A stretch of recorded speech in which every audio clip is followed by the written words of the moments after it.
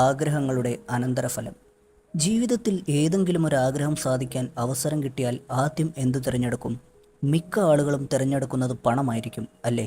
Mister വൈറ്റിൻ്റെ കുടുംബവും ആഗ്രഹിച്ചത് അതുതന്നെയായിരുന്നു. എന്നാൽ നമ്മൾ പ്രയത്നിക്കാതെ എന്തു തന്നെ ആഗ്രഹിച്ചാലും അതിനൊരു അനന്തരഫലമുണ്ടാകും. അതുതന്നെയാണ് വൈറ്റിനും സംഭവിച്ചത്. ആ കഥയാണ് വില്യം വൈമാർ ജേക്കബ്സിൻ്റെ പ്രശസ്ത കൃതിയായ ദ മങ്കീസ് പോ പറയുന്നത്.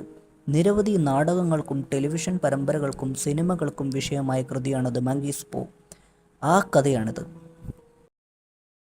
അടുത്ത നിമിഷം മിസ്റ്റർ വൈറ്റ് ജനാലകൾ ശക്തിയായി കൊട്ടിയടച്ചു.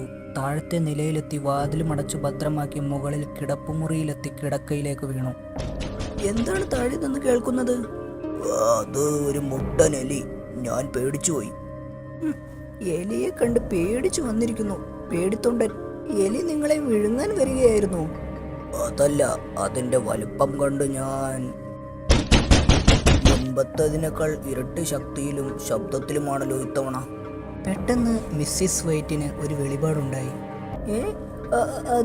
അത് അവനാണ്, എന്റെ മോൻ ഹെർബർട്ട്. ഇനി എന്ത് ചെയ്യും? മോനെ ഹെർബർട്ട്, മമ്മി ഇതാ വരുന്നടാ. വേണ്ട, അങ്ങോട്ട് പോകല്ലേ. നീ എന്താണ് ഈ കാണിക്കുന്നത്? അത് ഹെർബർട്ടൊന്നുമല്ല, പുറത്ത് കടവാതിലുകൾ ബഹളം കൂട്ടുന്നതാണ്. നിങ്ങൾക്ക് എന്തറിയാം മനുഷ്യ?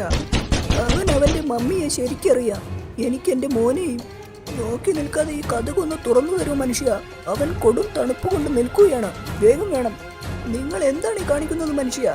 ഞാൻ പറയുന്നത് കേൾക്ക്. വാതിൽ തുറക്കരുത്. അവനെ അകത്ത് കടത്തല്ലേ, ദൈവത്തെ ഓർത്ത്. എന്താണ് നിങ്ങൾ പറഞ്ഞത്? സ്വന്തം മകനെ നിങ്ങൾക്ക് പേടിയാണല്ലേ? അങ്ങനെ ചെയ്യരുത്, എനിക്കത് കാണാനാകില്ല. അപ്പോഴും പുറത്തു നിന്നുള്ള മുട്ട് തുടരുക തന്നെയായിരുന്നു. വാതിൽ തകർക്കുമാർ ഉച്ചത്തിലും ശക്തിയിലും. എനിക്ക് എന്റെ മോന് വാതിൽ തുറന്നു കൊടുക്കണം. ദൈവമേ, സാക്ഷിയുടെ ആണികൾ ഇളകി തുടങ്ങി.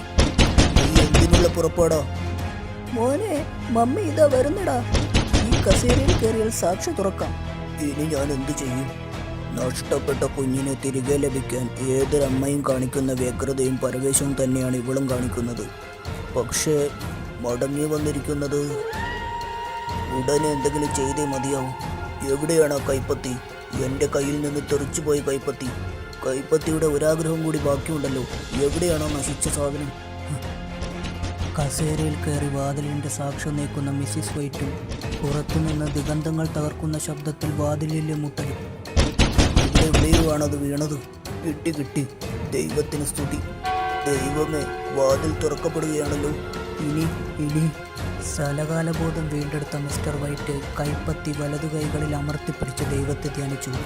എൻ്റെ മകൻ എത്രയും വേഗം വന്നിടത്തേക്ക് തന്നെ മടങ്ങിപ്പോകണേ ദൈവമേ. ഇത്തവണ അയാൾ കൈപ്പത്തി നിലത്തേക്ക് വീഴാതെ മുറുക്കി പിടിച്ചു. കാരണം മുൻപത്തെ 2 ആഗ്രഹങ്ങളും നടക്കാൻ വൈകിയത് കൈപ്പത്തി നിലത്തു വീണ് പോയതാണെന്ന് അയാൾക്ക് ബോധ്യമായിരുന്നു. ഈശ്വര, കാത്തുകൊള്ളണേ.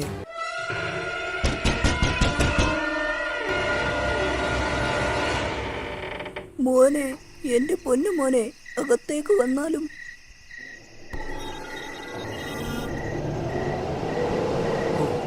ദൈവദത്തമായ സ്വാന്തനം തന്നെയാണ് ഈ കാറ്റ്. മോനെ ഹെർബർട്ട്, നീ എവിടെയാ? ഒരു ധൈര്യം വീണു കിട്ടിയ മിസ്റ്റർ വൈറ്റ് ഭാര്യയുടെ അരികിലെത്തി അവളെ ചേർത്ത് നിർത്തി തുറന്ന വാതിലിലൂടെ പുറത്തേക്ക് നോക്കി. വിഷമിക്കാതിരിക്കൂ. എവിടെ എൻ്റെ പൊന്നുമോൻ? ഹെർബർട്ട് വന്നിരുന്നു. അതാ അങ്ങോട്ട് നോക്കൂ, അവൻ്റെ കാലടിപ്പാടുകൾ. എൻ്റെ ഹെർബർട്ട്.